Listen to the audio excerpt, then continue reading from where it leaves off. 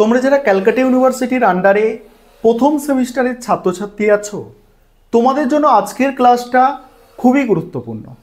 আজকের ক্লাসে তোমাদের কনস্টিটিউশনাল ভ্যালু সাবজেক্টের syllabus, question pattern, suggestion, mock টেস্টের প্রশ্ন, বিগত বছরের প্রশ্নপত্র সমস্ত কিছু নিয়ে আলোচনা করব। প্রথমেই বলে রাখি, তোমাদের প্রথম সেমিস্টারে বিএ, বিএসসি, বিকম, অনার্স এবং জেনারেল প্রত্যেকটা স্টুডেন্টের জন্য এই কনস্টিটিউশনাল ভ্যালু একটা কম্পালসারি সাবজেক্ট, অর্থাৎ প্রত্যেক স্টুডেন্টকে পরীক্ষা দিতে হবে। এই সাবজেক্টের পরীক্ষা হয় 50 নম্বরের এবং মডিউল 1 থেকে একটা 25 নম্বরের প্রশ্নের অ্যান্সার করতে হয়, মডিউল 2 থেকে একটা 25 নম্বরের প্রশ্নের অ্যান্সার করতে হয়। অর্থাৎ এই যে কনস্টিটিউশনাল ভ্যালু সাবজেক্ট, এই সাবজেক্টের কোনো রকম ছোট প্রশ্ন থাকে না, কেবলমাত্র বড় প্রশ্ন 25 নম্বরের থাকে। এটা গেল কোয়েশ্চেন প্যাটার্ন। এবারে আমি স্ক্রিন রেকর্ডের মাধ্যমে তোমাদের আমি দেখিয়েছি সিলেবাস, তারপরে তোমার সাজেশান, মক টেস্টের প্রশ্নপত্র এবং তোমাদের যে বিগত বছরের প্রশ্নপত্র অর্থাৎ 2023-এর প্রশ্নপত্র, সেগুলো তোমরা দেখে নেবে। আরেকটা বিষয় তোমাদের এখানে বলার আছে যে তোমাদের জন্য এই সাবজেক্টের ওপরে স্টাডি মেটেরিয়াল তৈরি করা হয়েছে। ইংলিশ ভার্সান এবং বেঙ্গলি ভার্সান দুটো ভার্সানেই স্টাডি মেটেরিয়াল পেয়ে যাবে। যদি কেউ স্টাডি মেটেরিয়াল পারচেস করতে ইচ্ছুক থাকো, যে স্ক্রিনে নম্বরটা দেখতে পাচ্ছ এই নম্বরে যোগাযোগ করে স্টাডি মেটেরিয়াল পারচেস করতে পারো। চলো তোমরা সিলেবাস, সাজেশান, মক টেস্টের প্রশ্ন, বিগত বছরের প্রশ্নপত্রগুলো দেখে নাও। এবারে তোমরা সিলেবাস এবং অধ্যায়ভিত্তিক সাজেশানটা দেখে নাও। প্রথমে দেখো মডিউল 1। মডিউল 1-এ তোমাদের 1 নম্বর যে টপিকটা আছে সেখানে ভারতের সংবিধান, সংবিধানবাদ বা সাংবিধানিকতা, সংবিধানের মূল্যবোধ, ন্যায়, স্বাধীনতা, সাম্য, ভ্রাতৃত্ব, এগুলো পড়তে হবে। অর্থাৎ জাস্টিস, লিবার্টি, ইকুয়ালিটি, ফ্রেটার্নিটি, এইগুলো তোমাদের পড়তে হবে। এখান থেকে যে প্রশ্নগুলো আসতে পারে প্রথম অধ্যায় থেকে, মডিউল 1-এর প্রথম অধ্যায় থেকে, ভারতের সংবিধান এবং সাংবিধানিকতা সম্পর্কে আলোচনা করো। নেক্সট আছে ভারতের সাংবিধানিক মূল্যবোধের ক্ষেত্রে সাম্য, সৌভ্রাতৃত্বের ধারণা আলোচনা করো। তারপরে আছে ভারতের সাংবিধানিক মূল্যবোধের ক্ষেত্রে ন্যায় বিচার ও স্বাধীনতার ধারণাটি আলোচনা করো। নেক্সট আছে ভারতের সংবিধানের বৈশিষ্ট্যগুলি লেখো। নেক্সট ভারতের সংবিধান রচনায় গণপরিষদের ভূমিকা। নেক্সট আছে ভারতের সংবিধান প্রস্তাবনার তাৎপর্য বা গুরুত্ব। এখানে আমি প্রথম অধ্যায় থেকে 6টা প্রশ্ন বললাম, তার মধ্যে যেগুলো সবথেকে গুরুত্বপূর্ণ দেখে নাও। 1 নম্বর প্রশ্ন, 2 নম্বর প্রশ্ন, 3 নম্বর প্রশ্ন, 4 নম্বর প্রশ্ন, 4 নম্বর প্রশ্ন, 5 নম্বর প্রশ্ন, 6 নম্বর প্রশ্ন। এই 5 দাগের প্রশ্নটা একটু তুলনামূলকভাবে কম গুরুত্বপূর্ণ। এবারে দ্বিতীয় যে অধ্যায় আছে ফান্ডামেন্টাল রাইটস অর্থাৎ মৌলিক অধিকার, তার রুল অফ ল, তার সঙ্গে আছে separation of power. Separation of power মানে ক্ষমতার বন্টন বা যেটাকে আমরা সার্বভৌমিকতা বলে ধরি, আর রুল অফ ল মানে আইনের ভূমিকা বা আইনের শাসন। এখানে দেখো এই অধ্যায় থেকে যেগুলো তৈরি করতে হবে তোমাদের, ভারতের সংবিধানে উল্লেখিত মৌলিক অধিকারগুলি আলোচনা করো। যে 6টা মৌলিক অধিকার আছে সেগুলো এখানে আলোচনা করতে হবে। নেক্সট আছে ভারতের সংবিধানে উল্লেখিত সাম্যের অধিকার আলোচনা করো। নেক্সট আছে ভারতের সংবিধানে উল্লেখিত স্বাধীনতার অধিকার আলোচনা করো। নেক্সট আছে আইনের অনুশাসন কাকে বলে, এর মূল নীতিগুলি আলোচনা করো। তারপরে আছে দেখো ক্ষমতা স্বতন্ত্রীকরণ নীতি কাকে বলে, ভারতে ক্ষমতা স্বতন্ত্রীকরণ এর সাংবিধানিক মর্যাদা।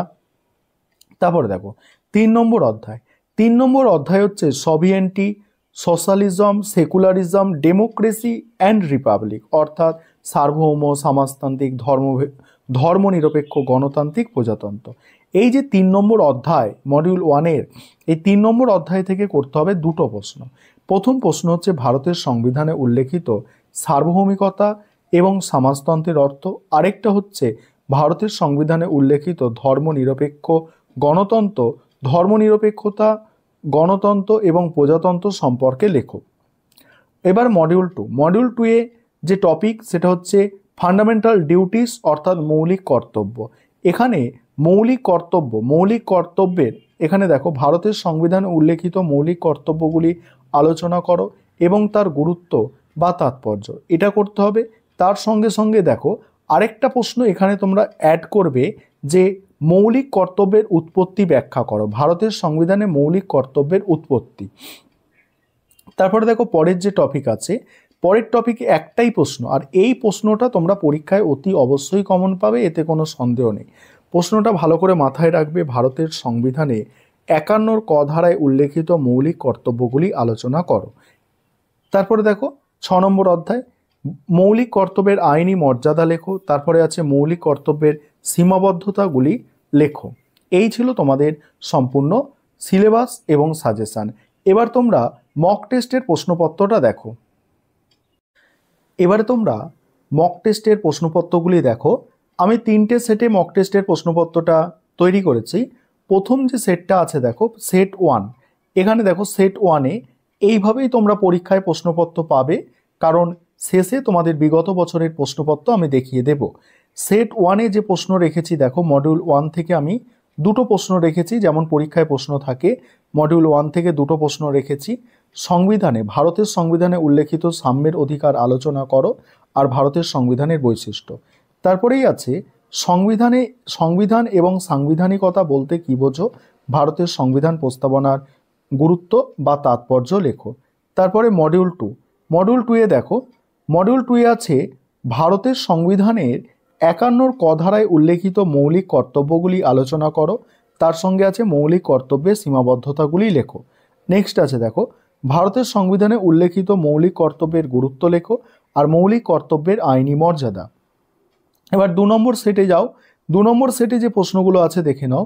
প্রথম মডিউল থেকে তোমরা পাবে ভারতের সংবিধানের বৈশিষ্ট্য, ভারতের সংবিধান প্রস্তাবনার তাৎপর্য বা গুরুত্ব। নেক্সট আছে আইনের অনুশাসন কাকে বলে, এর মূল নীতিগুলি লেখো, আর ভারতের সংবিধানে সার্বভৌমিকতা ও সমাজতন্ত্রের অর্থ লেখো। তারপর দেখো দ্বিতীয় যে মডিউল আছে দেখো, সেট 2-এ ভারতের সংবিধানে 51 ক ধারায় উল্লেখিত মৌলিক কর্তব্যগুলি আলোচনা করো, তার সঙ্গেই আছে মৌলিক কর্তব্যের সীমাবদ্ধতাগুলি লেখো। নেক্সট আছে ভারতের সংবিধানে উল্লেখিত মৌলিক কর্তব্যের গুরুত্ব লেখো। নেক্সট মৌলিক কর্তব্যের আইনি মর্যাদা লেখো। 3 নম্বর সেট দেখো, 3 নম্বর সেটে যেটা আছে, প্রথম মডিউলে যে প্রশ্ন আছে দেখো, ভারতের সংবিধান প্রস্তাবনার তাৎপর্য বা গুরুত্ব, তার সঙ্গে আছে ভারতের সংবিধানে উল্লেখিত স্বাধীনতার অধিকার আলোচনা করো। নেক্সট আছে দেখো আইনের অনুশাসন কাকে বলে, এর মূল নীতিগুলি আলোচনা করো। ভারতের সংবিধানে উল্লেখিত ধর্মনিরপেক্ষতা ও প্রজাতন্ত্র সম্পর্কে লেখো। নেক্সট মডিউল 2 দেখো, মডিউল 2-এ দেখো প্রথম প্রশ্ন, ভারতের সংবিধানে 51 ক ধারায় উল্লেখিত মৌলিক কর্তব্যগুলি আলোচনা করো, তারপরেই আছে মৌলিক কর্তব্যের সীমাবদ্ধতাগুলি লেখো।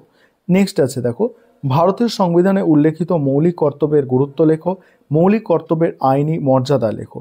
এই হচ্ছে তোমাদের মক টেস্টের প্রশ্নপত্র। এবার বিগত বছরের প্রশ্নপত্র দেখো। এবারে তোমরা বিগত বছর অর্থাৎ 2023 সালের প্রশ্নপত্রটা দেখে নাও। এখানে দেখো এটা সেট 2 এর প্রশ্ন আছে, 3টে সেট হয় তোমাদের। সেট 2 এর প্রশ্ন আছে, দেখছো কি প্রশ্ন আছে, যে মৌলিক অধিকারের সংজ্ঞা, তার সঙ্গেই আছে ভারতের সংবিধানে মৌলিক অধিকারের সংখ্যা কটি, 6টা মৌলিক অধিকার জানো, স্বাধীনতার অধিকার এখানে লিখতে বলা হয়েছে। তারপর সার্বভৌমিকতা ও ধর্মনিরপেক্ষ শব্দ দুটি ব্যাখ্যা বা তাৎপর্য। নেক্সট আছে দেখো ভারতের সংবিধানে উল্লেখিত মৌলিক কর্তব্য সংখ্যা কয়টি, আর এগুলির তাৎপর্য বা গুরুত্ব, আর ভারতের সংবিধানে মৌলিক কর্তব্যের আইনি মর্যাদা বিশ্লেষণ করো। এই হচ্ছে তোমাদের বিগত বছরের প্রশ্নপত্র। এটা ইংলিশ ভার্সানেও দেওয়া আছে, ঠিক আছে, অর্থাৎ 2টো ভাষায় তোমাদের প্রশ্নপত্র থাকছে।